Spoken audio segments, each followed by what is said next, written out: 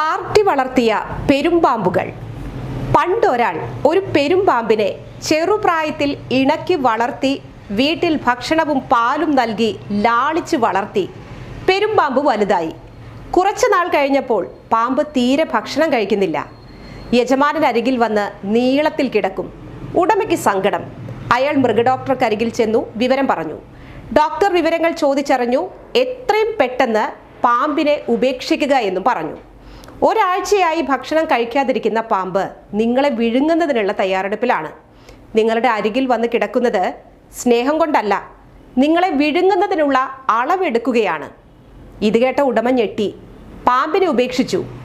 ഇത്തരത്തിൽ തങ്ങളുടെ ചൊൽപ്പടിക്ക് നിർത്തുന്നതിന് വളർത്തിയ ഒരു സഖാവാണ് കോഴിക്കോട് ജില്ലയിൽ പാർട്ടി നേതാവിനെ കൊലക്കത്തിക്കിരയാക്കിയത്. പൊതുവെ കമ്മ്യൂണിസ്റ്റുകൾക്ക് മരിച്ചവർ രക്തസാക്ഷിയായി മാറുകയും